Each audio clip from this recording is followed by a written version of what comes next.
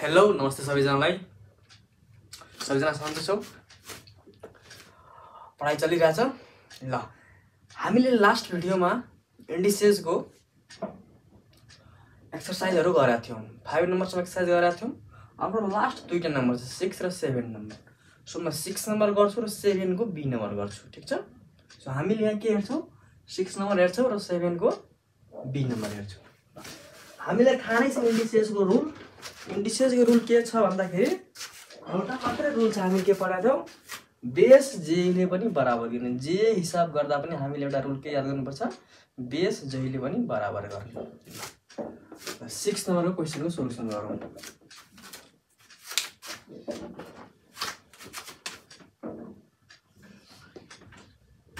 Six नम्बरको solution 6 नम्बरको question हेरेर solve. 16 to the power x minus 5 into 4 to the power x plus 1 plus 64 equals to 0 यो कुरा हामीलाई दिया छ। र यो कुरालाई हामीले के गर्नुपर्ने छ? सल्भ गर्नुपर्ने छ। त्यसपछि prove that the value of x satisfy 5 to the power x plus 125 divided by 5 to the power x equals to 30। मतलब हामीले 16x minus 5 into 4 को power x plus 1 plus 64 equals to 0 लाई सल्भ गर्नुपर्छ। र त्यसपछि प्रमाणित के गर्नुपर्छ हामीलाई? कि जुन x को भ्यालु आएको छ नि त्यो भ्यालु के गर्छ? यो 5x plus 125 5 to the power x 5 को power x plus 125 divided by 5 को पावर x equals to 30 भन्ने इक्वेसनलाई पनि सेटिस्फाई गरिरहेछ। मतलब यसमा पनि यो भ्यालु दियो भने यो फिट हुँदो रहेछ भनेर के गर्नु पर्यो? यसलाई हामीले प्रुभ गर्नु पर्यो, ठीक छ? यो कुरा हामीलाई प्रुभ गर्नु पर्यो। ल त्यसै हामी सुरु गर्छौं। दिएको छ 16x minus 16 को पावर x 5 into 4 को power x plus 1 plus 64 equals to 0 हामीलाई दिएको छ। पहिला यसलाई हामी सल्भ गरौँ, ठीक छ? पहिला यसलाई हामी हल गरौँ त। 16x त मैले यसलाई के लेख्न पाउँछु? 4। हेर न म सबैलाई 4 मै लगाउन कोसिस गरिरहेको छु। यहाँबाट 4 स्क्वायर को पावर x minus 5 into 4 को पावर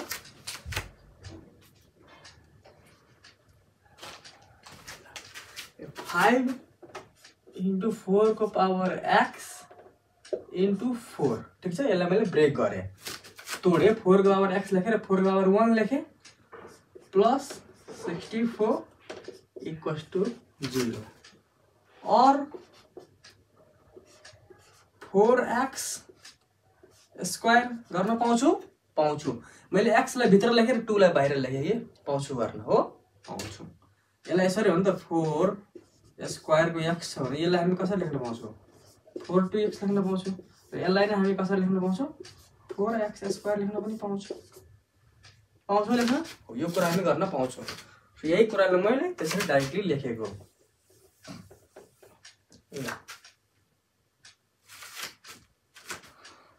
सो माइनस 5 into छोरा यहाँ सरी 5 र 4 लाई मल्टिप्लाई गरिदिएँ मैले। के लेखेँ मैले? 20 into 4 to the power x। भोलि दीपावली हो, ठीक छ? भोलि दीपावली हो। अहिले म भिडियो बनाइरहेको छु। पछाडि साउन्ड आएको होला, बम पटाका फुटेको। सो यहाँ मैले के गरेँ? अब मानौ इंग्लिशमा छौ भने तिमीहरुले लेट लेखौ। Let 4x equals to a। मैले a भनेर के गरे? त्यसलाई मान दिए। अब मैले के लेखे यहाँ? 4x को ठाउँमा a स्क्वायर माइनस 20 4x को ठाउँमा a प्लस 64 इक्वल्स टू 0। ल पर यहाँसम्म लेखेको तिमीहरुले बुझ्यौ कि बुझेन? यहाँसम्म लेखेको तिमीहरुले बुझ्यौ कि बुझेन? तर हामीलाई क्वेशन के छ? हामीलाई क्वेशन के छ? 16x minus 5 into 4 को power x plus 1 plus 64 equals to 0 यो कुरा हामीलाई दिएको छ। यसलाई हामीले हल गर्नुपर्छ, यसलाई हामीले सल्भ गर्नुपर्छ। त्यसपछि हामीले के गर्नुपर्छ? जुन x को भ्यालु आउँछ नि त्यो चाहिँ 5x plus 125 by 5 to the power x equals to 30 भने यसलाई के गर्नुपर्छ? सेटिस्फाई गर्नुपर्छ रे। योमा पनि यो के गर्नु? फिट बस्नुपर्छ। ल हामीले यो पाएको छौं। अब यसलाई हामी के गर्छौं? फ्याक्टराइज गर्छौं, खण्डीकरण गर्छौं। ल a स्क्वायर माइनस मल्टिप्लाई गरेर 64 र जोडेर 20 16 चौका 64 means 16 × 4 so 16 plus 4a plus 64 equal to 0 just a minute है just a minute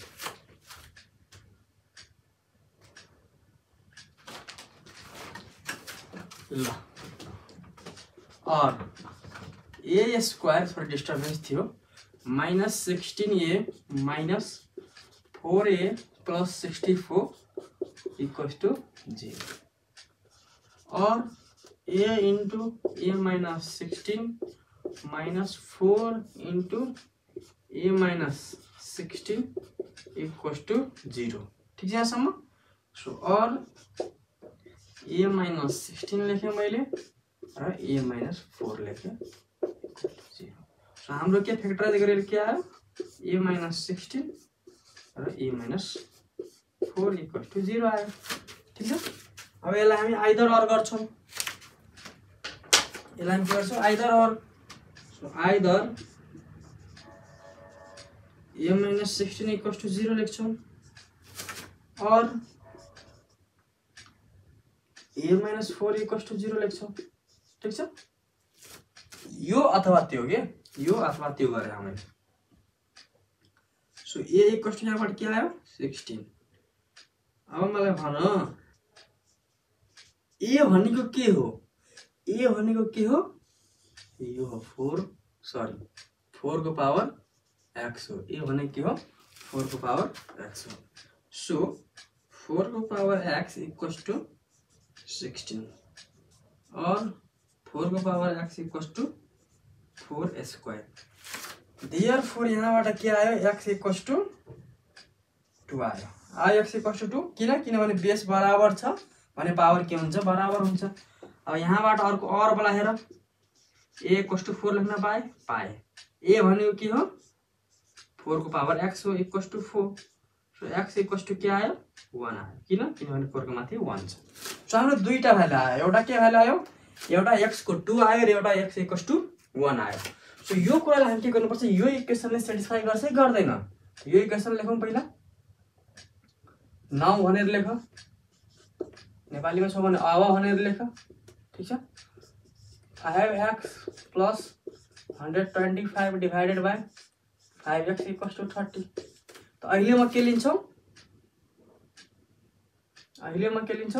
x equal two 2 लिएर पहिला गर्छु म x इक्वल टू 2 सो 5 को पावर 2 प्लस 125 डिवाइडेड बाइ 5 को पावर 2 इक्वल टू 30 हो नि पहिला x को पावर 2 लिएर मैले चेक गरिरहेको छु यसमा सेटिस्फाई हुन्छ कि हुँदैन सो 5 5 जा 25 plus 125 divided by 25 equal to 30 हो ठीक छ यहाँसम्म ल 25 कतिले गयो 5 ले सो और 25 plus 5 equal to 30 30 equal to 30 so यो भने के हो एलएचएस इक्वल टू आरएचएस हो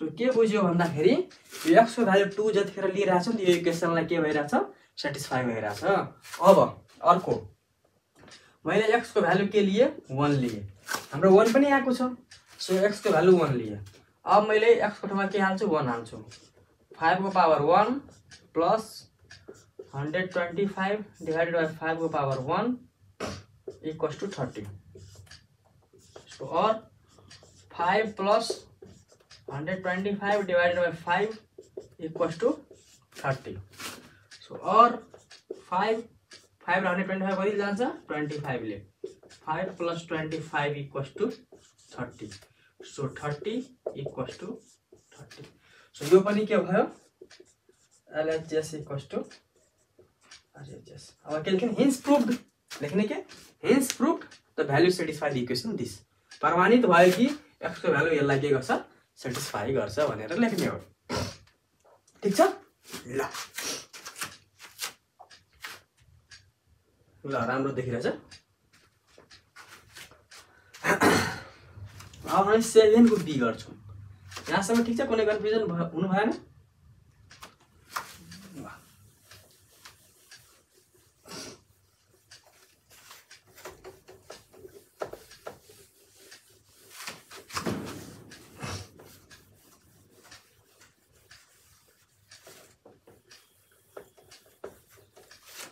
अब हामी 7 को बी हेर्छौं।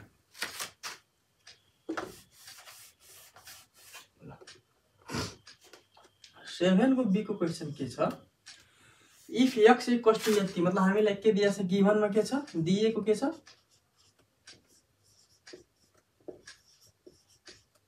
दिएको लेख त दिएको लेख, जे लेखौ लेख्छौ, के दिएको छ, x इक्वल्स टु 2 को पावर 1/3 माइनस 2 को पावर माइनस 1/3 र प्रुभ गर्नुपर्ने के छ, 2x को यहाँ क्यूब हुनुपर्ने। ठीक छ, मैले मिस्टेक सारेको थिएँ।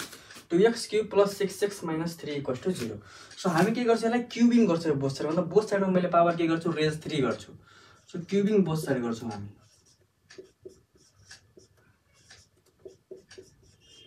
दुईटै साइड के गरे मैले, क्यूब गरे। ठीक छ, दुईटै साइड मैले क्यूब गरे और x क्यूब। अब हेर a minus b whole cube, a minus b whole cube को फर्मुला के छ, a cube minus 3a square b plus 3ab square minus b cube. एउटा फर्मुला यो हो। अर्को फर्मुला के छ, a cube minus b cube minus 3ab into a minus b। के गरे नि, यही फर्मुलालाई यसो मिलाएको टर्म। ठीक छ, a क्यूब यही को a क्यूब हो, b क्यूब यही को b क्यूब हो, 3ab कमन तानेर यो लेख्यो। ठीक छ, त्यसलाई मैले यो फर्मुलामा लेखिराछु। ल भन, यो हो a को ठाउँमा र यो के को ठाउँमा, b को ठाउँमा। So a cube minus b cube minus 3ab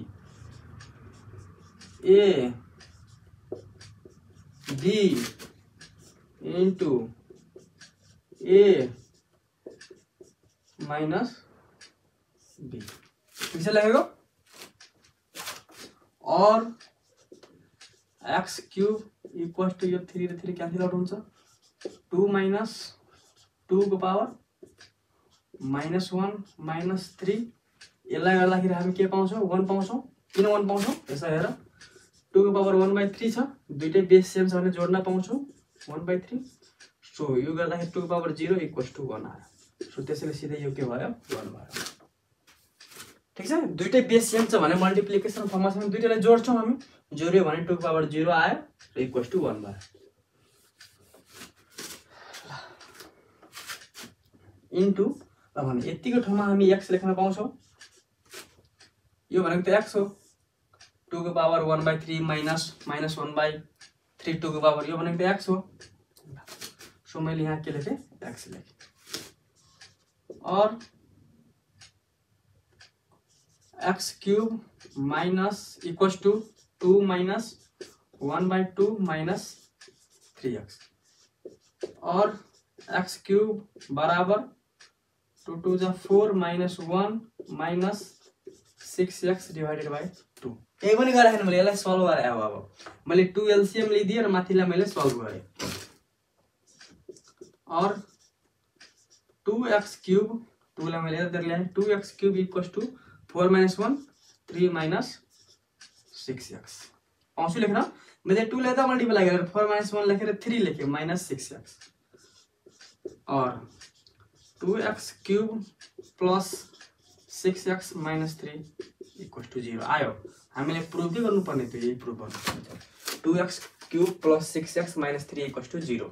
हेर केही पनि गरे हैन, मैले यो क्वेशनले यसलाई मैले क्यूब गर्दिए, क्यूब गर्दै गए लास्टमा हाम्रो यो आयो। केही पनि गरे हैन, फर्मुला हामीलाई यो थाहा हुनु पर्यो।